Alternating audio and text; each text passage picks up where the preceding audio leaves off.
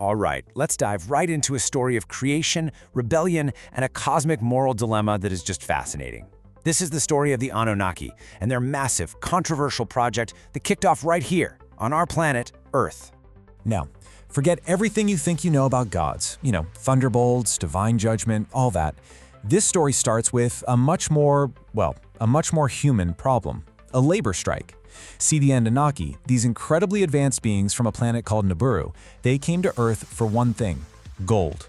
But the miners, their own people, had hit their breaking point. They were in open rebellion, and the whole mission was about to fall apart. So, with their entire gold operation on the verge of collapse, the Anunnaki leadership was totally split.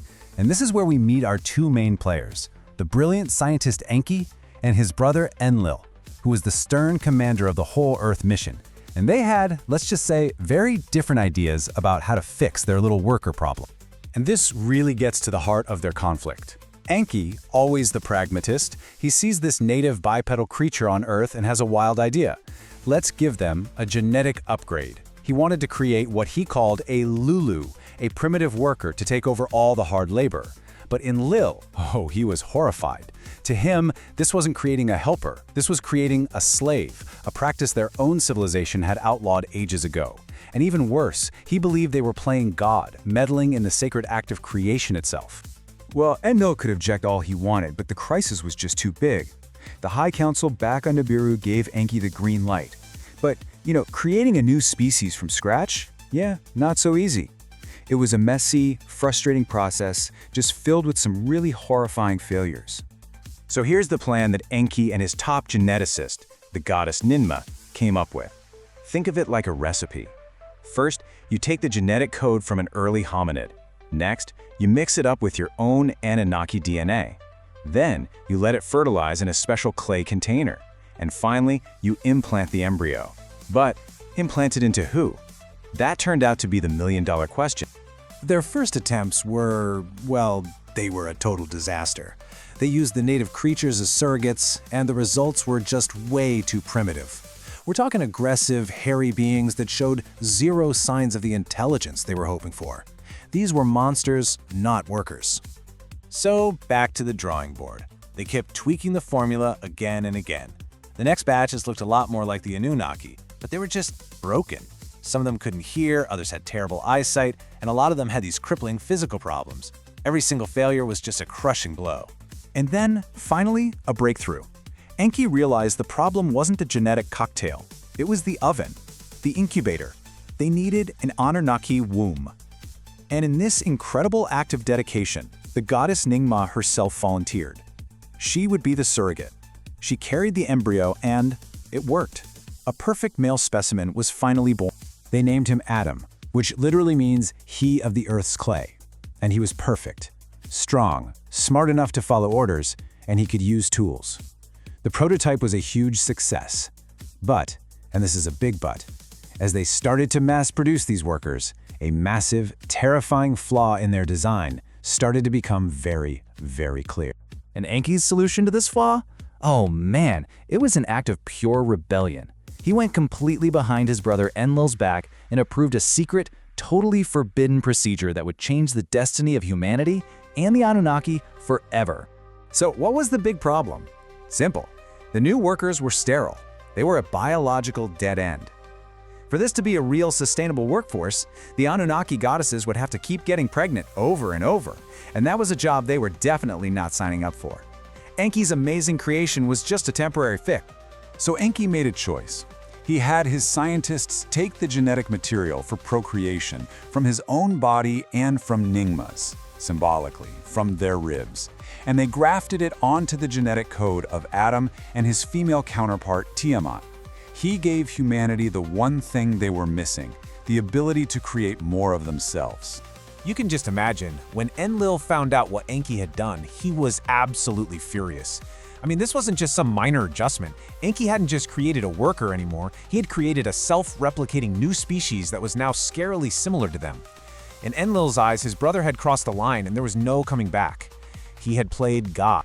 And just like Enlil had feared, the consequences of Enki's unauthorized upgrade started to spiral completely out of control. That carefully drawn line between the Anunnaki masters and their human servants, Yeah, it was starting to totally disappear.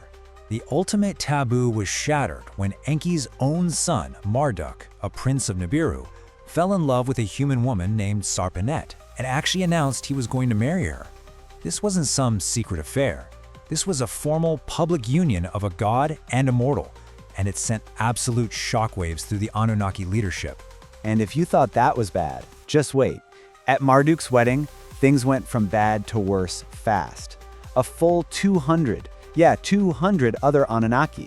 These were the astronauts they called the Igigi, who manned the orbiting space station. They came down to Earth, and inspired by Marduk, they stormed the party and basically abducted human women to be their own brides. The rebellion wasn't about work anymore. It was about love, lust, and the creation of a whole new hybrid world. For Commander Enlil, this was it, the absolute last straw. This whole project was now a chaotic mess that his brother had made. And right then, cosmic timing handed him the perfect, terrible excuse to just wipe the whole slate clean. Anunnaki astronomers delivered some pretty grim news. On its next pass through our solar system, their home planet Nibiru's immense gravity was going to cause a catastrophic polarized shift on Earth. What does that mean? A global flood. An unimaginable world-ending tidal wave was on its way. Now, where Enki saw a coming tragedy, Enlil, he saw a solution. He called the council together and issued a chilling order. They would not warn the humans. He would let the flood be a great purification, a way to erase what he saw as his brother's ugly, monstrous mistake. And to make absolutely sure his plan worked, Enlil forced every single Anunnaki leader, including Enki, humanity's own creator, to swear a sacred, unbreakable oath of silence. Can you imagine? Enki was now bound by his honor to just stand by and watch his creation be completely and utterly destroyed. So this put Enki in a totally impossible spot, right? He's trapped between this sacred oath to his people and his own conscience as a creator. But we have to remember, Enki is a scientist, a genius, and, as it turns out, a master of finding loopholes. So what would you do? Seriously, think about it. Would you uphold your sacred vow and just let your children die? Or would you break that vow and risk starting a war with your own family? That was the insane dilemma Enki was facing as the floodwaters were getting closer. Enki found this brilliant way around his oath. See, he couldn't speak to a human. The oath was specific. But nobody said he couldn't speak near one. So he goes to the reed hut of a man he trusted, and on the other side of the thin wall, he starts talking out loud, like he's just recounting this vivid dream he had. He describes a vision of a great flood and a shining figure who gave him step-by-step instructions to build a submersible boat, seal it up, and bring aboard the seed of all living things. Technically, he kept his oath. He never spoke to the man. He just spoke to a wall and made sure his creation had a fighting chance to survive. So this whole incredible saga is really a myth about the ethics of creation, isn't it? About rebellion and about the massive unintended consequences that can just spiral out from a single decision. And that brings us to the big final question. Was Enki's clever plan an act of compassion for the species he'd made? Or was it his final, defiant act of rebellion against his brother, ensuring that his legacy, not Enlil's, would be the one to survive on Earth? What do you think?